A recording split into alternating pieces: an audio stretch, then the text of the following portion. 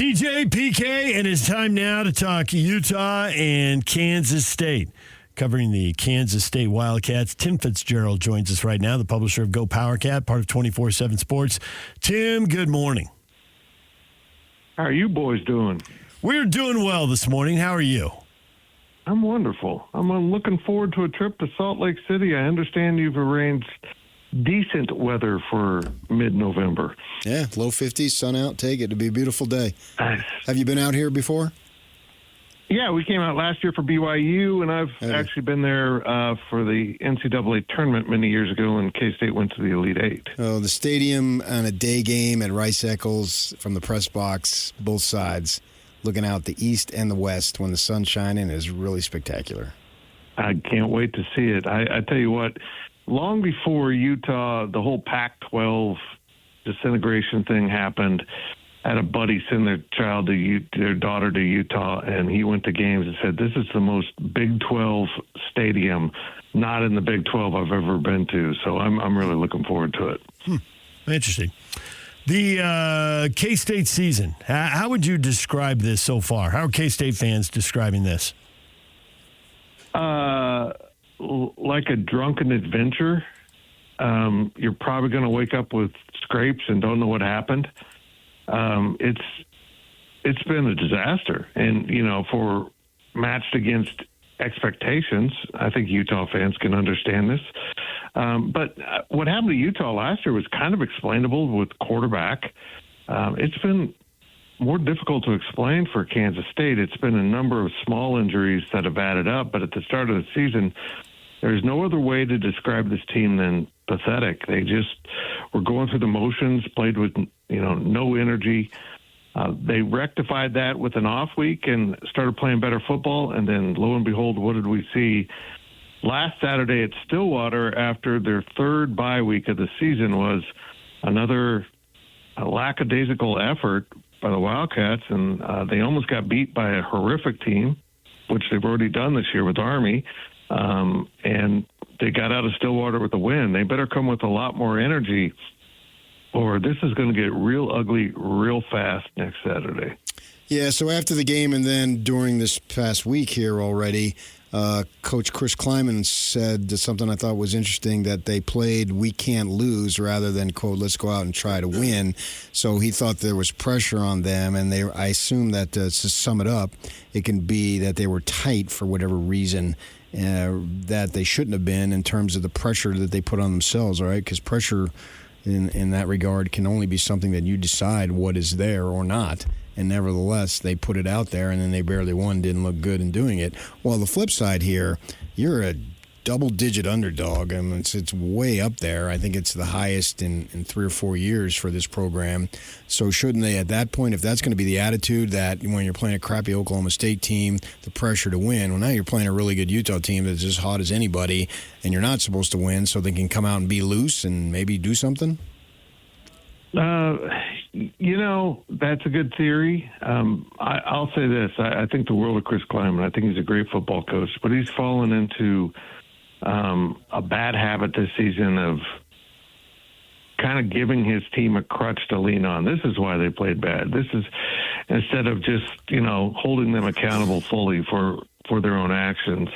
The simple truth of this game is Kansas State's offensive line has been bad at times this year, including last Saturday, and that's not good against Utah. And the defensive line has given up rushing yardage. They've gone to a four-man front that is not fully adequately stocked on defensive tackles to do it. And going against Utah is another bad thing if you can't stop the run. So this is just it's turned into a really bad matchup with how these two teams are playing football at this point in time. Kansas State opened the season by going to Ireland, playing Iowa State week 0. A lot of us watched that game because there's so little football that weekend, and it was a Big 12 game. In retrospect, is that a good idea? What kind of impact does that have on the fan base and on the players for the season? Would you recommend doing something like that again? I would recommend going to Ireland to anyone who wants to do it. I wouldn't take my football team. Look at Iowa State. They're struggling. I don't know what it is. It shouldn't be that big a deal, but maybe it's just that one more thing for a team in terms of the toll of a season. But, for K-State, they weren't good from the start, but that loss knocked them off course. Both coaches, Matt Campbell and Chris Kleiman, decided not to take an off week. They had been told, don't let your team just rest on it. You got to get them back on the field. Well, it was a disaster for K-State because they barely beat a mediocre North Dakota team. They lost to Army, and then they went to Arizona on a Friday night and lost that too. So you go to Ireland, you play Army, which is a difficult preparation, even when they're bad. The offense is tough to handle, and then you turn around and play Arizona on a short week. It was just a horrible convergence of things in the schedule. And once they took that off week, they started playing better football. They just really looked a lot better from that point on, and they're 4-3 in the conference despite all their problems. Jace Brown, their leading receiver, got injured last week. I believe he's done for the season. Yeah. How big of a loss is that? Big. He was their only real home run hitter. And he did it almost every game lately. He'd find a way to get free, and he and Avery were always on the same page because they're roommates.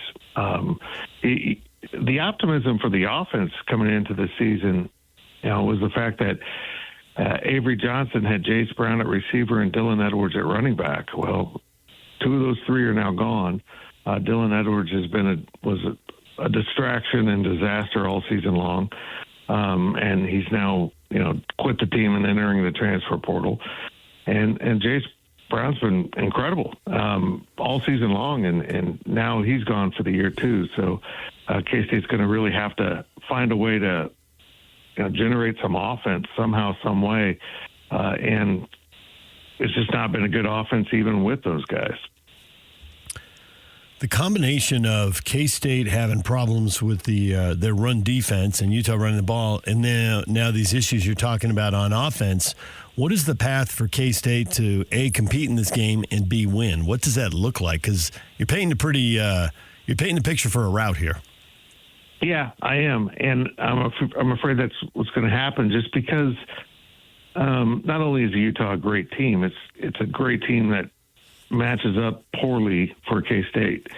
But the path for K-State has been the same all year. It's just find a way to grind out enough offense, make some big plays, which becomes more difficult without Jace Brown, and create turnovers. They've been really good at turning the other team over. In fact, guys, they'd lose at Oklahoma State if it's not 5-1 in the turnover ratio, and that's all that bailed K-State out. A few big plays on defense, but they've got to get the opposing team to make some mistakes, and they've been pretty good about pressuring them into those mistakes.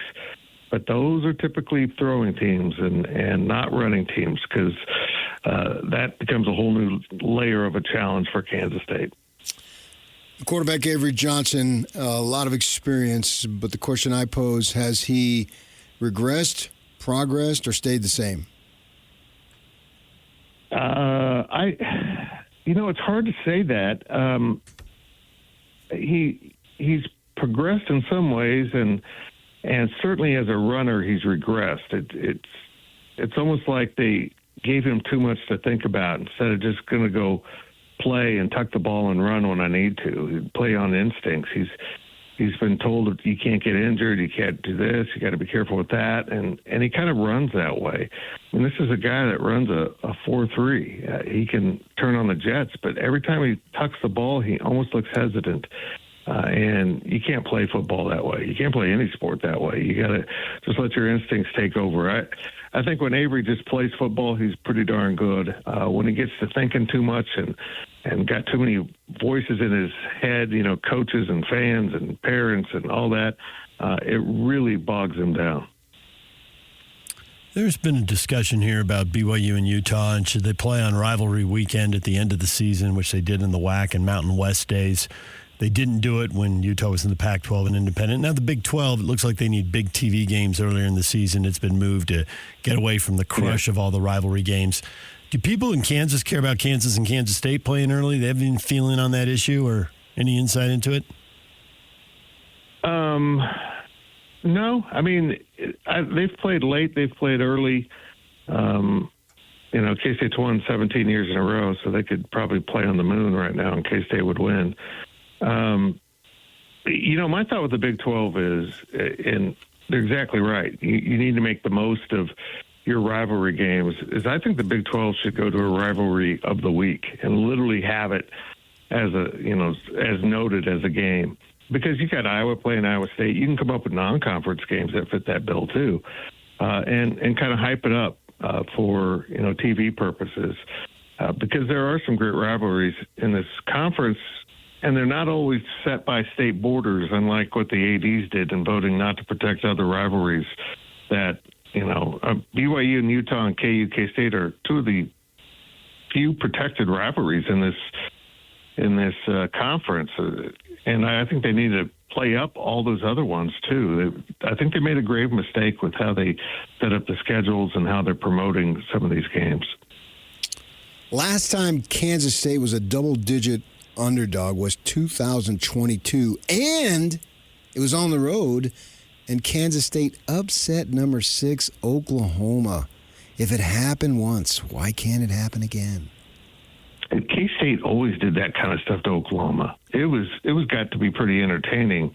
There was just something about that matchup, and I think it was as much anything as Kansas State was in Oklahoma's head at some point. It was a crazy matchup, and K-State will forever be able to say they won their last game with Oklahoma in a similar fashion. They went down there and people didn't expect them to win, and they did. So. I think it doesn't happen because Kyle Whittingham is a nuts and bolts football coach, a Bill Snyder type, and they're in the same classification as elite, where they don't miss the little things. And when you play really foundational football, it makes it harder to get upset. I don't expect Utah to turn the ball over. That's not their character, and that's what opens the door to an upset quite often. Well, I think we've got your pregame prediction pretty much nailed down here, Tim. I think we figured out what you're looking for, what you're thinking. Yeah, if I was a betting man, I'd be betting on Utah. This reminds me of the Texas Tech game. When Tech rolled in, I was trying to tell fans, this not only is a really good Tech team, this is a bad matchup. This offensive line is not going to be able to handle the D-line. Now, K-State actually played really well for 3.5 quarters. I think Utah can understand how that works against Tech. All heck broke loose here late in the game, and Utah's equally a bad matchup, not only because of what they do, but being on the road. And K-State has lost. I just saw a stat. It was really interesting. K-State has lost almost every game to a team with a winning record in the Big 12 over the last 3 years. They've been beating all the teams they should beat and losing to the teams that they can't beat. And so I think it'll be really shocking to me if K-State wins, and it'll be maybe equally shocking if K-State plays within the score. Tim, we appreciate the time. Thanks for joining us, and continue on with your glorious day. Okay, thank you, boys. All right, Tim Fitzgerald, publisher of GoPowercat, part of 24/7 Sports. Limited on offense. Don't match up to the run game. Yeah, that's my kind of world. No hope. No hope. You really got into that, huh?